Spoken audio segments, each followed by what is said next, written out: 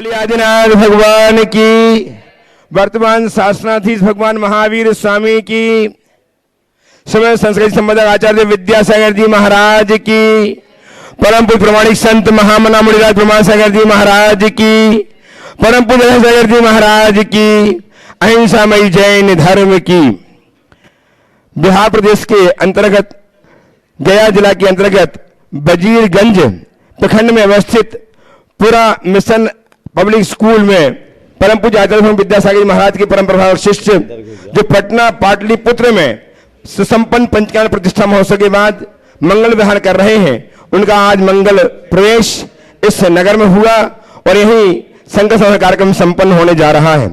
मैं इस धर्मसभा में विराजित सभी भव्य जनों का एवं सुदूर अवस्थित पारस जनवाणी एवं आज्ञा चरण के माध्यम से तथा प्रमाणिक के माध्यम से अपनी शंकाओं के समाधान प्राप्त कर रहे सभी सुधी श्रोताओं का एवं भव्य जनों का बारंबार वंदन अभिनंदन करता हुआ आप सबको आचार्य भगवान विद्यासागर जी महाराज के परम प्रभाव शिष्य महामना मुनिराज जो गुणायतन प्रणेता संकल्प समाधान प्रवर्तक भावना प्रवर्तक एवं संप्रदाय समय के रूप में जगत विख्यात है, उनके श्री चरणों से आप सबको संबद्ध कर रहा हूं। मैं चाहता हूं कि गुरुदेव का आशीर्वाद हम सब पर आच्छादित हो। अतः मेरे साथ उच्चारें नमोस्तु महश्री, नमोस्तु महश्री, नमोस्तु महश्री। सत्व संस्कृति का सदा भव्यतान कदम मिलाकर बह चले धर्म और विज्ञान, आत्मविकास का दिव्य सदन गुणायतन। भव्यजनों, आपकी उदारता आपके आधार के कारण ही परम पूज्य गुरुदेव की परिकल्पना गुणायतन कुछ ही माहौल संपूर्ण होने जा रही है और इसमें कारण बन रहे आपका उदार भाव। मैं आप सबसे जो गुणायतन जुड़ चुके हैं उन सबका अभिनंदन करता हुआ उन सबसे अपील करता हूं कि यदि आप अपने जीवन की अर्चना को स्वर्णिम बनाना चाहते हैं तो गुणायतन जोड़कर अपने जीवन को धन्य करें।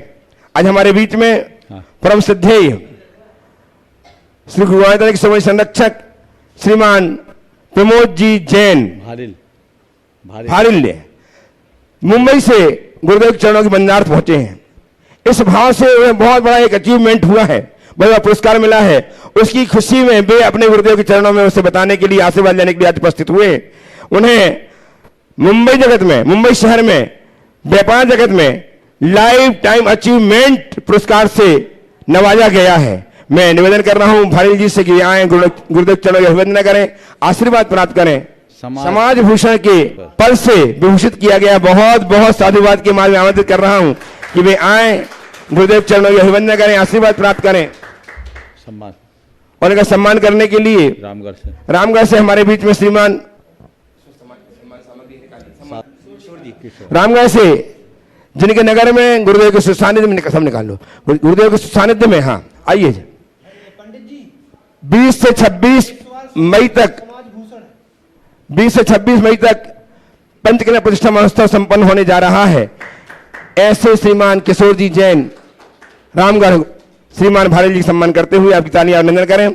और आज हमारे बीच में जिनके स्कूल में यह कार्यक्रम संपन्न होने जा रहा है, प्रमोद जी खड़े रहे आप। प्रमोद जी आइए। अभी प्रमोद जी ने मुझे जानकारी दी, एक अच्छे सक्रिय समाज सेवी व्यक्ति हैं और व्यापार जगत में इन्होंने अपनी एक अलग पहचान बनाई और उनकी इसी पहचान के कारण इन्हें जो अवार्ड इस बार मिला गया, कुल 60 लोगों में 6 ऑल ओवर इंडिया से 6 लोगों को मिला, जिसमें दूसरा स्थान इनका था। मेरा बहुत बहुत आशीर्वाद है, ये इसी तरह अपने कार्य क्षेत्र में सक्रिय और तत्पर बने रहे। आशीर्वाद। हाँ बोलिए। आज जहां गुरुदेव विराजमान है, इस स्कूल के संचालक एवं स्वामी श्रीमान मिशन पब्लिक स्कूल के संचालक एवं स्वामी श्रीमान कमला प्रसाद सिंह जी विराजमान हैं। वे भी आए, गुरुदेव चरणों का अभिवंदन करें, आशीर्वाद प्राप्त करें। और निवेदन श्रीमान किशोर कुमार जी रामगढ़ से कि वे श्रीमान सिंह सबका सम्मान करके उनके गौरव को संवर्धित करें। आइए। और साथ में है इस स्कूल के शिक्षक श्रीमान राजेंद्र प्रसाद जी, वे भी आए, उनका भी सम्मान करें। श्रीमान किशोर जी रामगढ़ आपके साथ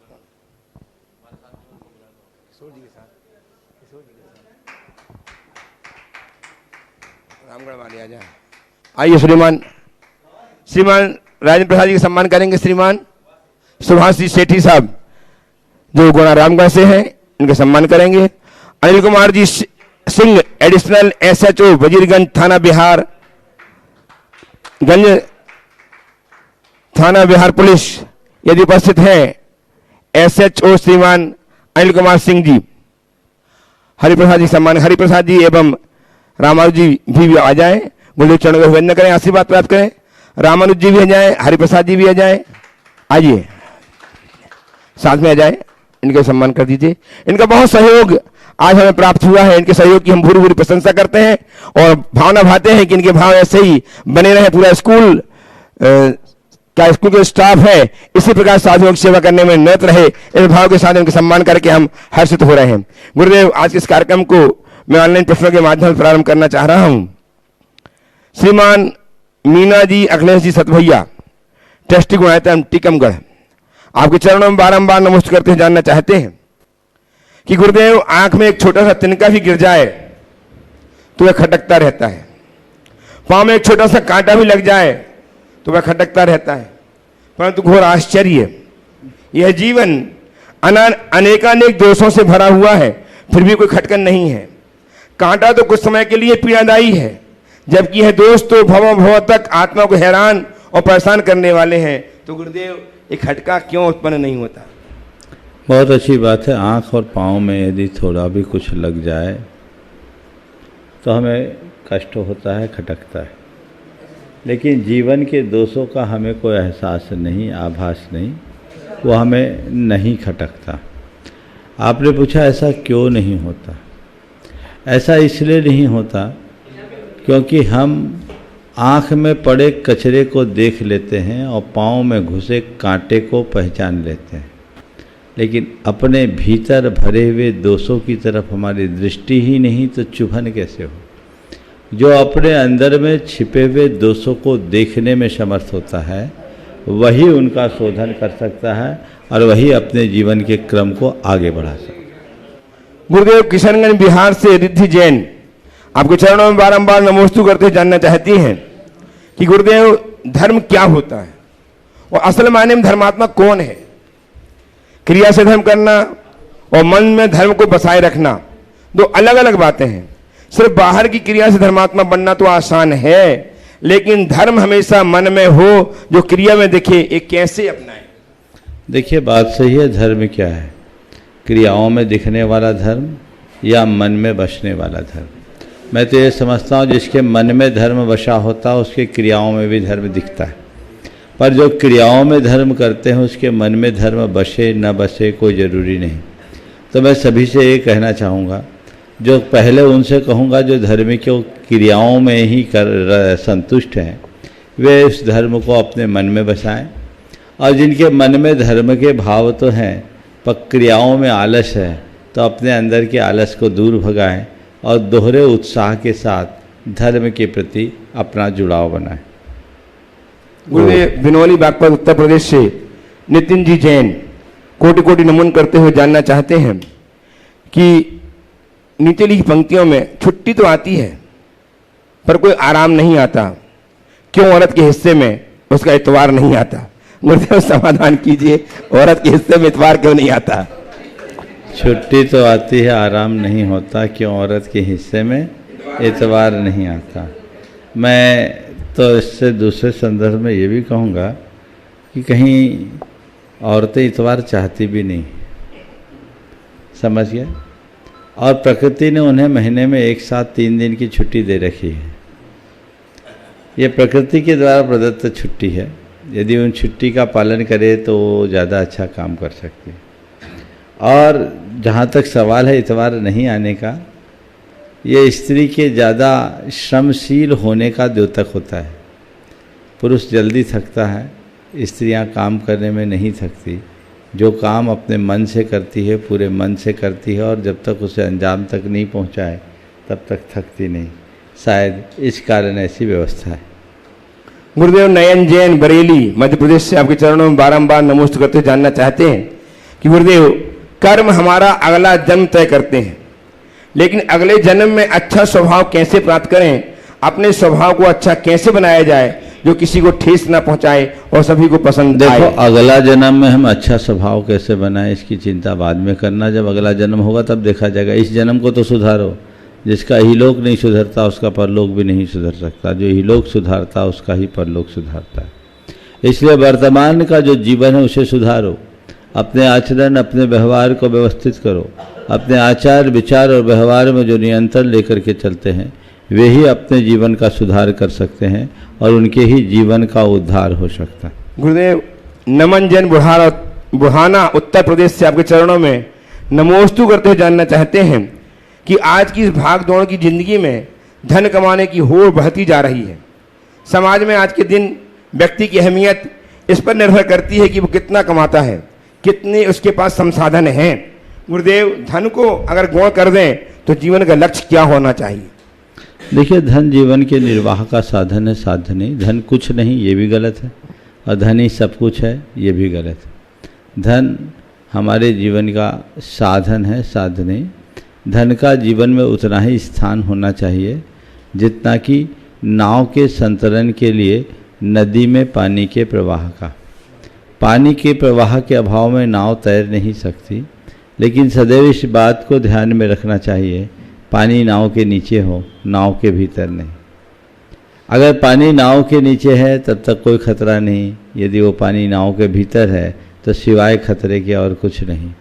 आपने पूछा धन के अलावा भी जीवन में और क्या है, तो मैं कहूँगा जीवन में यदि कुछ है तो जीवन धन है, उसे पहचानो। जड़ धन को भूल जाओ। जीवन धन से बड़ा और कोई नहीं।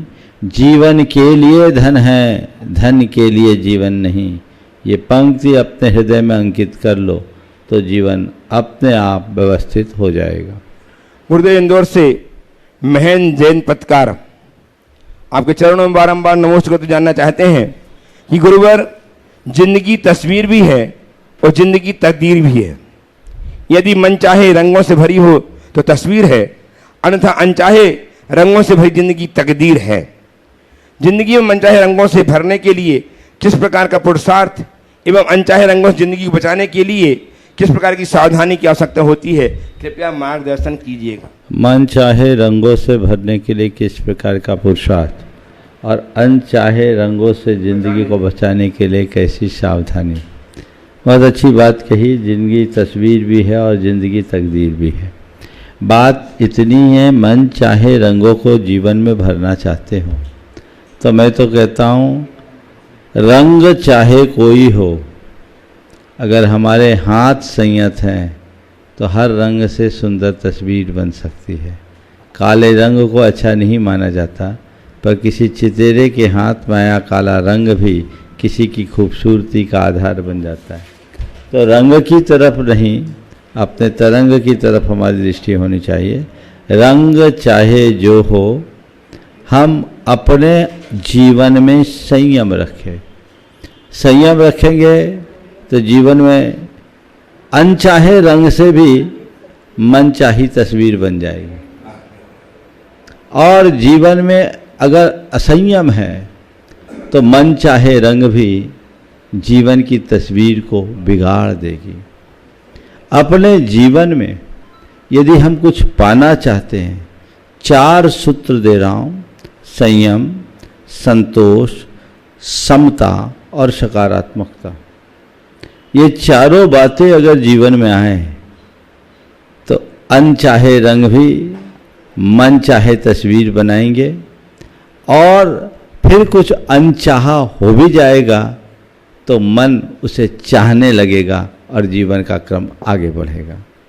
गुरुदेव, हजारीबाग से हीरा जी बजात्या आपके चरणों में नमोस्तु निवेदित करते जानना चाहती हैं कि गुरुदेव, हथेली तब भी छोटी थी, हथेली अब भी छोटी है। पहले खुशियां बटोरने में चीजें छूट जाती थीं, अब चीजें बटोरने में खुशियां छूट जाती हैं। हम अपनी हथेली में खुशियां किस प्रकार बटोरें? बात सीधी बात है, जो खुशियां बटोरना चाहता है उसे चीज़ें छोड़नी होगी, और जो चीज़ें बटोरेगा उसे खुशियां खोनी होगी। ये तो जन्मजात सिद्धांत है और ऐसा होता आया है, हमेशा से होता आ रहा है। इसलिए इसके प्रति हमें बहुत गंभीर सजग और सावधान होकर के जीने की आवश्यकता है, अपेक्षा है।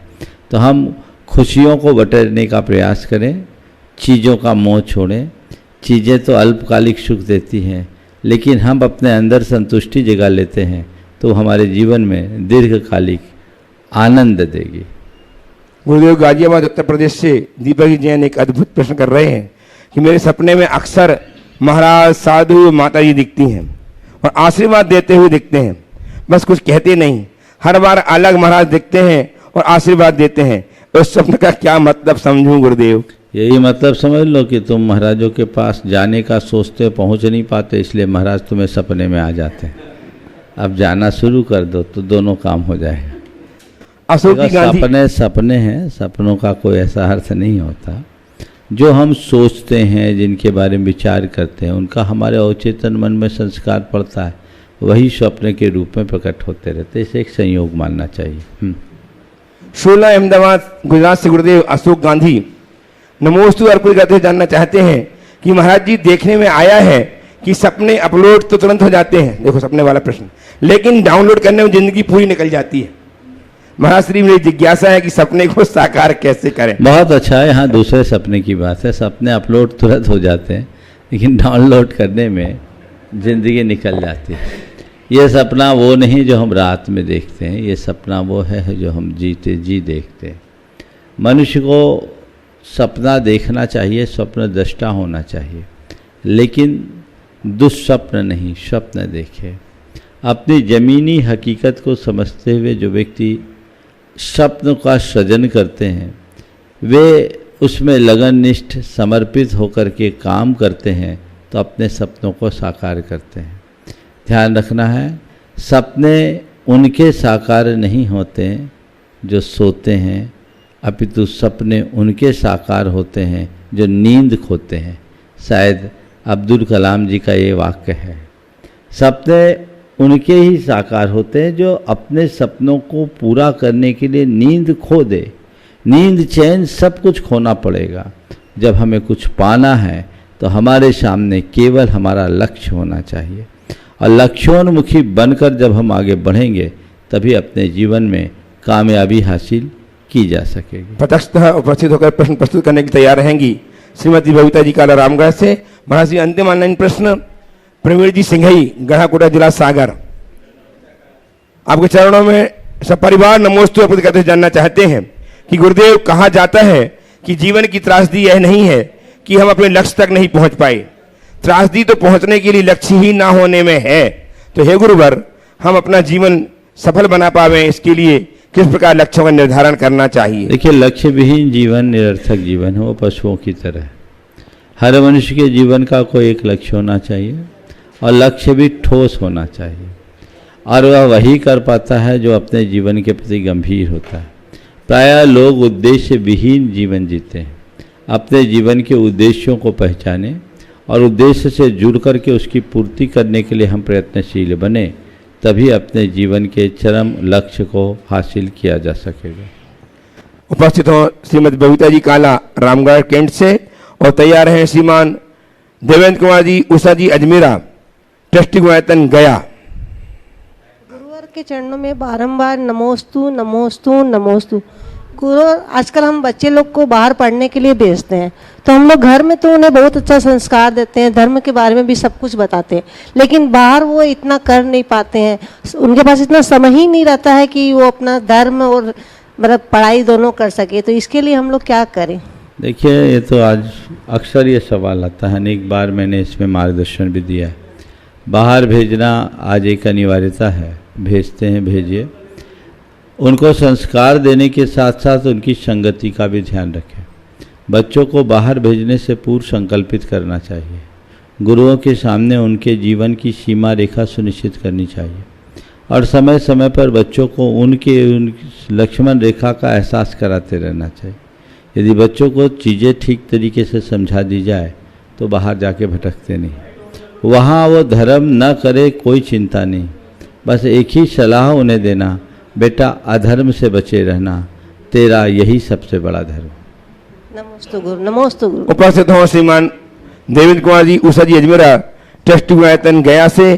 तैयार रहें श्रीमान विशाल जी पांडे, शिक्षक मिशन स्कूल पब्लिक स्कूल पुरा। मुनिद्वय के चरणों में त्रिकाल नमोस्तु नमोस्तु नमोस्तु। गुरुवर, जानने में आया है सम्यक दर्शन ज्ञान चारित्राणी मोक्ष मार्ग। सम्यक्त्व और चारित्र का आपस में घनिष्ठ संबंध है, पर सम्यक्त्व की प्राप्ति देव के अधीन है और चारित्र पुरुषार्थ के अधीन। यह किस अपेक्षा से कहा गया है? देखिए, सम्यक की प्राप्ति देवाधीन और चारित्र पुरुषार्थ के अधीन, ऐसा जो कहा गया, जिनके भी द्वारा कहा गया, उसके पीछे के प्रयोजन को देखिए। हमारे हाथ में क्रिया है, भाव नहीं। बात को थोड़ा गहराई से समझिए। कई बार श्रेष्ठतम क्रिया करने वाले लोग भी अपने आत्मा में छिपे हुए सूक्ष्म भावों को नहीं बदल पाते। शास्त्र की भाषा में यदि मैं कहूँ तो हमारे शास्त्रों में ऐसा आता है कि ऐसे कुछ अभव्य मुनि होते हैं जो परम क्षमता के धनी होते हैं, लेकिन उनके हृदय में ऐसा सूक्ष्म मिथ्या संस्कार जमा होता है जो उन्हें उनका धर्म भोग के निमित्त कराता है, जिसका उन्हें भी पता नहीं। धम्मम भोग निमित्तम नदुतस्य कम्मक्षय निमित्तम। उनके सानिध्य में आने वाले लोग तर रहे हैं और वे जहाँ के तहाँ खड़े हैं। अब इसमें उनका कोई पुरुषार्थ हो भी नहीं सकता, क्योंकि उनका भवितव्य ही यही है। तो इसलिए कहा जा सकता है कि मेरे भीतर के कर्मों की स्थिति को पूरी तरह बदल देना मेरे हाथ में नहीं है, पर मैं अपनी क्रिया को बदलकर कर्मों को जरूर बदल सकता हूँ। तो मेरे हाथ में मेरा आचरण है, आचरण के साथ जुड़ी हुई विचारधारा और भावनाएं जिनको मैं संभाल सकता हूँ, मुझे संभालना है, और वो ही मेरे हाथ में है। बाकी तो जो मेरी परिणति में है वो केवल दिव्य ज्ञानी के ज्ञान का विषय है। आइए श्रीमान विशाल जी पांडे साहब, शिक्षक। दुनिया को झूठे लोग ही पसंद आते हैं। आज इसी तरह से होता है। थोड़ी सी सच्चाई कह देने से आजकल अपने ही रूठ जाते हैं। ऐसा क्यों होता है? ये संसार का रिवाज है।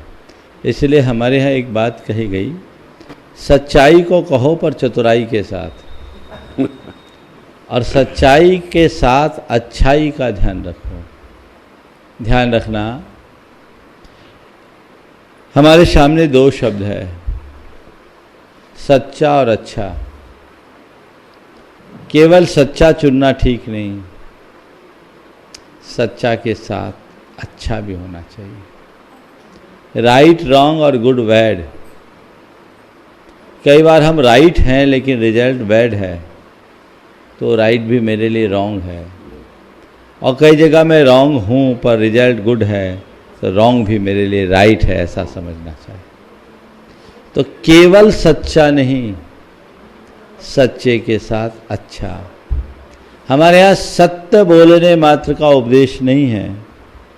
हमारे यहाँ कहा गया सत्यम ब्रूयात् प्रियम ब्रूयात्। सच बोलो, सच बोलने के साथ प्रिय भी बोलो। ना नृतम च प्रियम ब्रूयात्। प्रिय झूठ मत बोलो और अप्रिय सत्य मत बोलो। समझ गए? तो अगर आप इस दुनिया में अपने आप को टिकाए रखना चाहते हैं तो सच्चाई के साथ अच्छाई को जोड़े। इसी में जीवन की भलाई है और यही आज की चतुराई है। आइए श्रीमान विशाल जी पांडे साहब, शिक्षक मिशन स्कूल पुरा बजरीगंज, और तैयार हैं श्रीमान देवेंद्र जी अजमेरा साहब, जी आपके चरणों में कोटि-कोटि नमन। ट्रस्टी। मैं यह जानना चाहता हूं कि हमारा जीवन का मूल उद्देश्य क्या होता है? देखिए, बात तो सही है। जीवन का उद्देश्य आप मुझसे जानना चाहते हैं। हर व्यक्ति के जीवन का अपना अपना उद्देश्य है।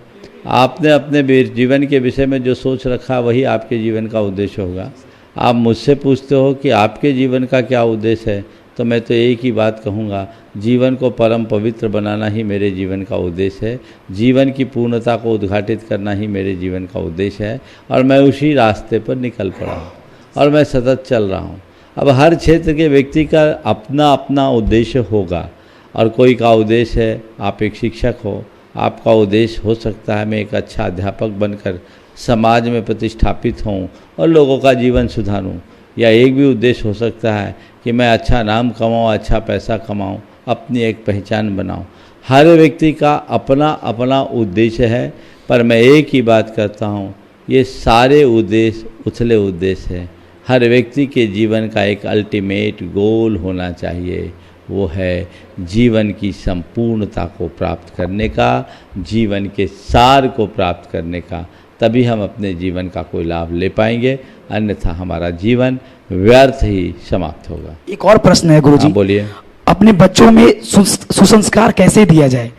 देखिए, संस्कार देने के लिए जो बात की जाती है, संस्कार लेने देने की चीज़ नहीं है कि हमने कोई चीज़ दे दी, जैसे बच्चों को आप वस्त्र आभूषण देते हैं वैसे ही संस्कार देते हैं, इतना ईजी नहीं है। संस्कार गढ़े जाते हैं और वह आपके चरित्र से प्रेरित होते हैं। बच्चों को आप जो सिखाना चाहते हैं उसे आप अपने आचरण में उतारिए, अपने व्यवहार में उतारिए। एक बात, आपको देखकर जो बच्चा सीखेगा वो बड़ी से बड़ी किताब से नहीं सीख सकता, बड़े से बड़े उपदेशों से नहीं सीख सकता। तो सबसे पहली तो मैं सलाह दूंगा, हर माँ बाप को अपने बच्चे के सामने एक आदर्श माता पिता के रूप में स्थापित करना चाहिए। ज़्यादातर माँ बाप इससे वंचित रहते हैं। अगर बच्चों से एकांत में पूछो तो बच्चे यही कहते हैं, मेरा बाप बड़ा खड़ूस है और माँ बड़ी, अब नहीं बोलता। तो ये जो शब्द है ये नहीं निकलना चाहिए। बच्चों के हृदय से ये उद्गार निकले कि इस धरती पर मेरे माँ बाप से श्रेष्ठ कोई इंसान नहीं, समझ लेना तुमने अपने बच्चों को अच्छे संस्कार दे दिए। गुरुजी कोटि कोटि नमन। वो होना चाहिए और फिर धीरे धीरे उन्हें मोटिवेट करें, औचित्य का बोध कराएं, जीवन की मर्यादा का भान कराएं, पाप भीरुता उनके हृदय में जगाएं, संवेदनशील उनके हृदय को बनाएं, तो फिर उन्हें ज़्यादा कुछ कहने की आवश्यकता और अपेक्षा नहीं होगी। बच्चे वे सब खुद करेंगे जो हम उनमें देखना चाहते हैं। गुरुकुल के ट्रस्टी एवं सहकोषाध्यक्ष श्रीमान देवेंद्र अजमेर साहब गया से तैयार रहे। मिशन पब्लिक स्कूल के संचालक एवं स्वामी श्रीमान कमला प्रसाद सिंह जी। नमोस्तु महाराज जी, दया मुनराजों को नमोस्तु नमोस्तु नमोस्तु। महाराज जी, बचपन में पैसा है, समय है, शक्ति है, पैसा नहीं है। जवानी में पैसा है, समय है, शक्ति नहीं है, शक्ति है, समय नहीं है। और बुढ़ापे में पैसा है, शक्ति नहीं है, समय है। शक्ति को कैसे बचा कर रखें बुढ़ापे में?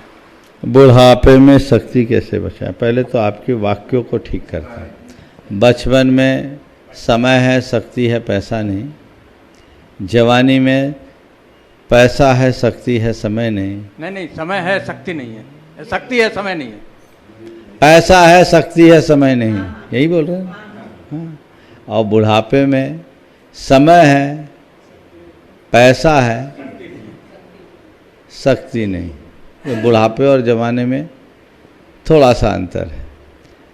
तो एक के पास पैसा नहीं, एक के पास समय नहीं और एक के पास शक्ति नहीं। आपने पूछा है बुढ़ापे में हम क्या करें, तो मैं एक ही बात कहता हूँ, अपने बचपन के समय और शक्ति का सदुपयोग करो ताकि जवानी में पैसा कमाने के साथ साथ अपने लिए समय दे सको। और जब जवानी में अपने आप के लिए आप समय दे सकोगे तो बुढ़ापे में शक्ति की कमी का एहसास नहीं होगा। मैं एक वाक्य कहता हूँ, अगर आप अपने बुढ़ापे को सुधारना चाहते हो, ये आपके लिए तो लागू नहीं होगा पर आपके बेटों के लिए मैं ये कह रहा हूँ, अगर बुढ़ापा सुधारना चाहते हो तो जवानी को संवार लो। जवानी में जो संयत होता है वो बुढ़ापे में निढाल नहीं हो सकता, वो निहाल होगा। जो व्यक्ति जवानी के दिनों में अपने आप में संयम और संतुलन घटित कर लेता है वो बुढ़ापे में भी जवान बना रहता है। वो शरीर से, शक्ति से, मन से समर्थ होता है। अब रहा सवाल आप जैसे लोग जो चौथेपन के चौथे चरण में पहुंच गए हैं। 70 पार करने का मतलब यही है कि चौथेपन के चौथे चरण को छू लेना, समझ गए ना? हाँ, तो ये चौथेपन के चौथे चरण में पहुंच गए हैं। उन सबको मैं कहूँगा अब शक्ति तो आने वाली नहीं है। आप लोग तो व्यापारी हैं। जब कमाई कम होने लगती है और इनकम के सोर्स घटने लगते हैं तो आप लोग क्या करते हो? सबसे पहले खर्चे पे कटौती करते हो। तो अब बुढ़ापे में शक्ति बढ़ने वाली नहीं है, शरीर स्वभावतः क्षीण होगा। ये हमारा शास्त्र कहता है। एक बहुत अच्छी सिद्धांत की बात करता हूँ। हमारे सठखंडागम ग्रंथ में एक बात लिखी, हमारा ये जो जीवन है केवल भोजन पे नहीं चलता। हम 24 घंटे परमाणुओं को ग्रहण करते और छोड़ते, उससे हमारा शरीर चलता है। भोजन तो उसमें एक निमित्त है। तो उसमें बताया कि जब बच्चा जन्म लेता है तो शुरुआत में हम संग्रह ज़्यादा करते हैं, छोड़ते ज़्यादा कम। इसको शास्त्र की भाषा में एक है संघातन, दूसरा है परिशातन। संघातन यानी कलेक्शन और परिशासन यानी डिस्ट्रैक्शन। तो प्रारंभ में हम जो होता है संग्रह अधिक करते हैं, छोड़ते कम हैं। फिर एक अवस्था आने के बाद हम संग्रह और छोड़ना दोनों बराबर रखते हैं।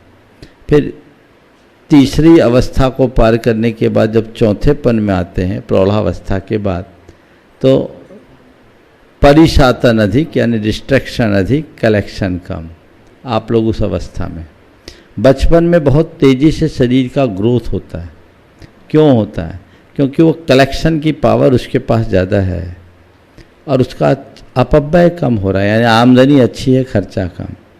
यौवन अवस्था तक ये तेज़ी से चलता है। जवानी से प्रौढ़ावस्था के बीच व्यक्ति के शरीर में लगभग एक रूपता सी बनी रहती है। ये जितनी आमदनी उतना खर्च, बैलेंस। फिर एक अवस्था पार करने के बाद आप कितना भी अप टू डेट हो, चेहरे पर शिकन आ ही जाती है, शरीर में थकान आ ही जाती है। क्योंकि ये वो अवस्था है जिसमें आपकी आमदनी घटने वाली है, अब बढ़ेगी नहीं। तो आपने बोला बुढ़ापे में शक्ति कैसे पाए? शक्ति आएगी नहीं। शक्ति को व्यर्थ न खपाएं, उससे बचे। व्यर्थ के कार्यों में शक्ति के अपव्यय से बच लीजिए, आपका काम होगा। क्या करें? टेंशन फ्री रहिए। व्यापार, दुकानदारी, घर गृहस्थी, इनमें माथापच्ची बंद करो। इसमें अपना दिमाग बहुत खपता है। अब लोग 80-80, 90-90 साल तक अकाउंट नहीं छोड़ना चाहते, उसी में ही लगे रहते हैं, माइंड को टेंशन देते हैं। तो उस टेंशन के परिणाम स्वरूप क्या होगा? चीज़ें तो, शरीर तो ऐसी छीन होगा। तो अगर आप चाहते हैं कि मेरा अंत पैरालाइज होकर ना हो, मेरा अंत ब्रेन स्ट्रोक से ना हो, मेरा अंत अन्य प्रकार की ऐसी स्थिति में ना हो कि मुझे अस्पताल में जाना पड़े, मैं भगवान का नाम जपते हुए इस दुनिया से विदा लूँ, तो दायित्व पूर्ण होते ही वानप्रस्थी बनना शुरू करो। अपने अंदर अपने मन को तनाव मुक्त रखो, चिंता मुक्त रखो, विकल्प मुक्त रखो, शक्ति का अपव्यय नहीं होगा। चिंता, तनाव और विकल्पों में हमारी एनर्जी वेस्ट होती है। शारीरिक श्रम से हमारा उतना नुकसान नहीं जितना कि मानसिक तनाव से होता है। तो उससे आप अपने आप को बचाओ, सत्संग और साधु संगति में रहो, आपकी शक्ति सुरक्षित रहेगी और जीवन आगे बढ़ेगा। दूसरे वाक्य में कहता हूँ, बचपन ज्ञानार्जन के लिए, जवानी धनार्जन के लिए, बुढ़ापा केवल पुण्यार्जन के लिए सुरक्षित कर लो, शक्ति अपने आप ठीक हो जाएगी। उपस्थित हो श्रीमान कमल प्रसाद सिंह जी, मिशन स्कूल के संचालक स्वामी, और तैयार हैं श्रीमान नरेंद्र जी प्रतिभाई टोंगिया, साकेत भोपाल से ट्रस्टी गुणायतन। गतिशील करो कदमों को, मंजिल पास नहीं है, काल चक्र गतिमान किसी का दास नहीं है। इसमें जो दर्शन छिपा हुआ है, मैं इसकी व्याख्या चाहता हूँ। बहुत अच्छी बात है। हम तो रोज यही बात कहते हैं, गतिशील करो कदमों को, मंजिल पास नहीं है, है काल चक्र गतिमान किसी का दास नहीं है। इसके बाद जो प्रेरणा है वो आगे की पंक्तियों में है और उसी में इसका दर्शन है। जीवन की हर सांसों को सार्थक कर डालो तुम, क्योंकि सांसों का पल भर का भी विश्वास नहीं। बस यही प्रेरणा है जिस कवि ने ये पंक्ति लिखी है। बहुत बड़ी प्रेरणा है कि हमारे पास समय कम है, काम बहुत ज़्यादा है और जीवन का कोई ठिकाना नहीं। इसलिए जो कुछ करना है समय रहते कर लो, अपनी चेतना को जगाओ। कहीं ऐसा ना हो कि हम सोचते ही रह जाएं और अवसर हमारे हाथ से निकल जाए। ये जीवन बहुत दुर्लभ है। रोज़ आप सोते हो, कई लोग ऐसे हैं जो सोते सोते ही इस दुनिया से चले जाते हैं, सुबह उठ कर के सूरज भी नहीं देख पाते। अपने आप को भाग्यशाली माने कि हम रोज़ जीवन का एक नया दिन देख रहे हैं। तो जीवन का एक नया दिन देख रहे हैं, हमें आगे बढ़ना है और अपने जीवन को आगे बढ़ाना है। ये ध्यान में रखकर अगर हम चलते हैं तो निश्चित अपने जीवन को उपलब्धियों के मुकाम तक पहुंचा सकते हैं। उपस्थित होंगे आयतन ट्रस्टी श्रीमान नरेंद्र जी प्रतिभाई टोंगिया साहब भोपाल, साकेत भोपाल से। तैयार हैं मुंबई से गोयतन समय संरक्षक श्रीमान प्रमोद जी भारिल, जो बहुत बड़ा अचीवमेंट प्राप्त करके आज गुरुदेव के चरणों में उपस्थित हैं। प्रमोद जी भारिल जी मुंबई। द्वयमणि राजों के चरणों में मेरा व मेरे परिवार का बारंबार नमोस्तु नमोस्तु नमोस्तु महाराज जी। महाराज जी, आजकल व्हाट्सएप में एक मैसेज बहुत चल रहा है कि किसी भी ग्राम नगर में उपस्थित होने वाली संख्या का स्वरूप बताया जा रहा है। अभिषेक में 2%, प्रवचन में 15%, पूजन में 10%, दर्शन करने वालों में 25%, सांस्कृतिक कार्यक्रम में 50%, शोभा यात्रा में 70% और भोजन में 90 से 95%। तो महाराज जी जो व्हाट्सएप में आ रहा है मैं बता रही हूँ, और ये हम लोगों को सही भी लग रहा है कि सही में ऐसा होता है। तो लोगों को धर्म के मार्ग से च्युत होता देख करके तो उसका तिरस्कार करना बहुत ही आसान है, परंतु ऐसा कार्य कभी भी हृदय परिवर्तन का कारण नहीं बन सकता। तो महाराज जी, हम ऐसा क्या करें कि धर्म वात्सल्य यानी प्राणी मात्र कल्याण की भावना को किसी भी प्रकार से एक सप्तवेशनी को धर्म के मार्ग पर स्थित कर सकें?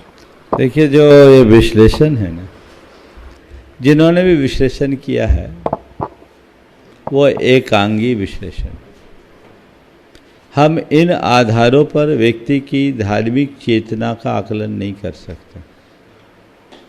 हर व्यक्ति के लिए धर्म करने की अलग अलग व्यवस्थाएं होती है, उसकी खुद की बहुत सारी समस्याएं होती है और उन समस्याओं के मध्य रहते हुए उसको काम करना है। जैसे मुझसे कभी किसी ने पूछा था तो मैंने अपना एक आकलन किया कि किसी भी धर्म सभा में वहाँ के समाज के 10% लोग आ गए तो समझना बहुत बड़ी प्रभावना है, ये हाईएस्ट प्रभावना है। 10%। क्यों? क्योंकि जितने लोग हैं कुल, उनमें से बहुतों की अलग अलग व्यस्तता है। कैसी व्यस्तता? कुछ लेट उठने वाले हैं, कुछ परदेश गमन वाले हैं, कुछ पढ़ने लिखने जाने वाले हैं। कई ऐसे हैं जिनको सुबह से उनकी दिनचर्या उल्टी होती है, बच्चों को स्कूल भेजना है, ऑफिस जाने की तैयारी करनी है, किन्हीं को एक गांव से दूसरे गांव जाना है, वो प्रवचन के टाइम में नहीं आ सकता। बहुत सारे ऐसे लोग हैं जिनकी अपनी शारीरिक बाध्यता होती है, उनको मॉर्निंग वॉक भी करना है, उन्हें योग प्राणायाम भी करना है। तो ऐसे लोग जो नियमित नहीं आ पा रहे हैं, उन्हें अधर्मी करार देना मुझे ज्यादती दिखती है। वो आ नहीं आ रहे ऐसी बात नहीं है, आ नहीं पा रहे हैं। महानगरों में लोगों का घर से ऑफिस का दूरी बहुत होती है और मेरे संपर्क में बहुत से ऐसे लोग हैं जो नियमित प्रवचन सुनते हैं पर आते नहीं हैं। ऑनलाइन सुन लेते हैं, ट्रैवल करते समय सुन लेते हैं, मॉर्निंग वॉक करते समय सुन लेते हैं। जहाँ चाह वहाँ रहा। मैं उस व्यक्ति को विशुद्ध धर्मी की संज्ञा दूंगा, अधर्मी नहीं। उसकी व्यस्तता है। एक स्थान में था, सुबह 6 बजे उनको ट्रेन में बैठना है और रात के 8 बजे लौट कर आना है। डोली का काम है। विदिशा से भोपाल जाना होता था, उन लोगों को नौकरी करनी है और 6 बजे सुबह ट्रेन आती थी, जाते थे, रात के 8 बजे आते थे। अब ऐसे व्यक्ति से कहा जाए कि रात में खाता अधर्मी है मैंने कहा ये कहना गलत है, ये इसकी मजबूरी है, ये खाता नहीं, खाना पड़ता है। पर ऐसे लोगों से मैंने एक ही बात कहा, देख 6 दिन तेरी मजबूरी है, संडे के दिन तू स्वतंत्र है, उस दिन तू अपना कोर्स पूरा कर लो। तो ये चीज़ें हैं। तो धर्म हर व्यक्ति की एक व्यक्तिगत साधना है और उसी साधना के अनुरूप लोगों को धर्म की क्रिया करनी चाहिए। हमारी धार्मिक क्रियाओं के तरीके में फेरबदल हो जाए चलेगा, निष्ठा जीवंत होनी चाहिए। अगर निष्ठा खंडित हो जाए तो कोई मतलब नहीं। मैं उन लोगों को अच्छा मानता हूँ जो निष्ठावान हैं, उन लोगों को नहीं जो केवल दिखावा करते हैं। बहुत से लोग तो ऐसे भी हैं जो मंदिर जाते हैं दर्शन देने के लिए, करने के लिए नहीं, देने के लिए। तो ये चीज़ें हैं, इनसे अपने आप को बचा के रखना चाहिए। अतः नज़रिया बदलिए। जो चीज़ें हैं बताई गई, आपने कहा भोजन में 95%, तो आपने आमंत्रित किया है। भोजन शरीर की एक अनिवार्य क्रिया है, प्रवचन नहीं है, इसलिए भोजन का अवसर लोग क्यों छोड़े, है ना। तो मिल ही रहा है। लेकिन फिर भी मैं एक संदेश सबको दूंगा, हर व्यक्ति को अपनी प्राथमिकता बदलनी चाहिए। केवल दुनियादारी में ही उलझ जाने वाले लोग अपने जीवन में कुछ नहीं कर पाएंगे। जब तक धर्म आपके जीवन में सर्वोच्च प्राथमिकता का स्थान नहीं लेगा, जीवन नहीं तरेगा। उपस्थित होगा आदरणीय समय संरक्षक श्रीमान प्रमोद जी हरिल साहब मुंबई, और तैयार हैं श्रीमती चंद्रिका जी पाटनी सुश्राविका रांची, ट्रस्टी गुणायतन, मंत्री गुणायतन। दोनों गुरुवरों को मेरा त्रिवार नमोस्तु नमोस्तु नमोस्तु। बोलिए। गुरुवर, मैं 70 पार कर चुका हूँ और मेरा मानना यह है कि 70 साल के बाद में आदमी को मौन रहकर अपने अंदर के मैं को पहचानने की जरूरत होती है। अगर 70 साल के बाद भी हमें प्रश्न पूछने की जरूरत पड़ती है तो हमने क्या किया 70 साल में? ये सवाल तो आपको अपने आप से पूछना चाहिए, मुझसे क्या पूछ रहे हैं। 70 पार कर गए, मौन हो। मैं आपको ये कहूँगा प्रमोद जी, अब बाहर का विस्तार छोड़ के स्वयं को समेटने की दिशा में आगे बढ़ो, तो अब अपने भीतर के उस स्वरूप को पहचान पाओगे और तभी हमारा जीवन तर पाएगा। उपस्थित हो श्रीमती चंद्रिका जी पाटनी रांची से, तैयार है श्रीमान राजेंद्र प्रसाद जी शिक्षक मेरी मिशन तरफ से स्कूल। जगत के सब जीवों की तरफ से दोनों मुनि राजों के चरणों में नमोस्तु। महाराज श्री, आप कहते हैं कि चादर से बाहर पैर नहीं फैलाने चाहिए, लेकिन आज की पीढ़ी नहीं मानती इस बात को, समझती नहीं है, तो उनको कैसे समझाया जा सकता है? नहीं मानते इसलिए भुगत रही है। आज की पीढ़ी डिप्रेशन में, आज की पीढ़ी आत्महत्याएं कर रही है, आज की पीढ़ी परेशान है, ओवर एस्टिमेट काम करते हैं, चादर से बाहर पांव फैलाते हैं, ज़्यादा कमाने के चक्कर में रात की नींद गंवाते हैं, हालत ख़राब होती है, पूरे परिवार को नुकसान मिल जाता। हमें अपने बच्चों को ये समझाना चाहिए कि कोई भी प्रोजेक्ट रिपोर्ट बनाने वाले केवल सजबाग दिखा सकते हैं, जैसे ज़मीनी हकीकत में पलट पाना सबके बस की बात नहीं है। इसलिए उन बच्चों को ऐसे लोगों का उदाहरण उपस्थित करना चाहिए जिन्होंने चादर से बाहर पाँव किया और विफलता पाई, और उसके बाद जो उनको नुकसान हुआ उठ के खड़े नहीं हुए, उनके कमर पर ऐसी गहरी चोट पड़ी कि फिर वो सीधे नहीं हो पाए। वो उदाहरण सामने रख दो और कहो बेटा यदि ये मॉडल तुझे अपनाना है तो तू स्वतंत्र है, लेकिन ऐसा ठीक नहीं। बोलिए। उपस्थित हो श्रीमान राजेंद्र प्रसाद जी शिक्षक मिशन पब्लिक स्कूल पूरा, और तैयार हैं श्रीमती रीना जी संजय जी मिहिजाम। गुरु चरणों में नमः शिवाय, नमस्ते, नमः शिवाय, नमस्ते। श्रीमान गुरु जी से मैं ये जानना चाहूँगा कि इस कली काल में हम अध्यात्म की ओर बढ़ना चाहते हैं, लेकिन इस सांसारिक माया मोह का प्रकोप इतना पड़ता है कि हम उधर ना बढ़ करके सांसारिक माया में उलझ कर रह जाते हैं। मैं क्या करूं जिससे कि अध्यात्म की ओर बढ़ता जाऊं और हमें बढ़ने की क्षमता बढ़े? देखिए, माया मोह का प्रकोप नहीं है, हमारे संकल्प और वैराग्य की शिथिलता है। यदि हमारा वैराग्य प्रबल हो और हमारा संकल्प मजबूत हो जाए तो हर कोई विमुख हो सकता है। आज भी इस धरती पर अनेक साधक हैं, चाहे वो गृहस्थ हो या सन्यासी, माया मोह से मुक्त होकर प्रभु आराधना में लीन है, आत्म आराधना में लीन है, आत्म साधना में लीन है। ये ऐसे नहीं होता कि अचानक हमारे लिए कोई कहे तो आ जाए। इसके लिए हमें अपने अंदर के संस्कारों को बदलना होगा, मन में दिल वैराग्य जगाना होगा। वैराग्य को जगाने के लिए हमें संसार, शरीर और भोगों की असारता का विचार करना हो, और मन में वज्र संकल्प चाहिए कि अब मुझे मुड़ना है तो मुड़ना ही है। मैंने जान लिया मायामोह धोखा है, तो अब उधर देखना नहीं, आगे बढ़ना है। ये संकल्प जब तक प्रबल नहीं होता तब तक जीवन का पथ प्रशस्त नहीं होता। धन्यवाद गुरुजी महाराज। उपस्थित हो श्रीमती रीना जी और तैयार हैं श्रीमान हरीफ Kumar ji, mission public school पुरा, बजीरगंज। द्वय मुनराजों के चरणों में बारंबार नमोस्तु नमोस्तु नमोस्तु। महाराज श्री, मेरा प्रश्न है, सूरवीर एक विपत्ति से कैसे लड़ता है और कायर भी विपत्ति से कैसे लड़ता है? तो महाराज जी, इन दोनों हालतों में सूरवीर और कायर अपनी क्षमता को कैसे धारण करें?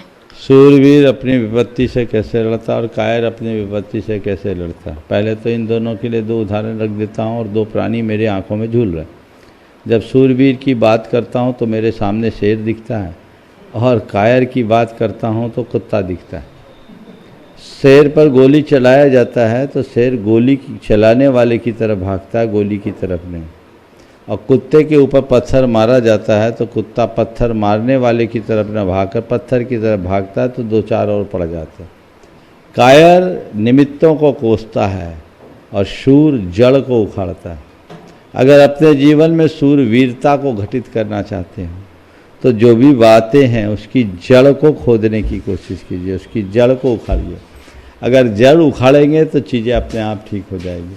और कायर आदमी परिस्थितियों को कोसता रहता है, दूसरों पर आरोप लगाते रहता है, वो आरोप की भाषा बोलता है, इसके कारण ऐसा हो गया, उसके कारण ऐसा हो गया, इस वजह से ऐसा हो गया, उस वजह से ऐसा हो गया, इसने ऐसा कर दिया, उसने ऐसा कर दिया, कर कुछ नहीं पाता।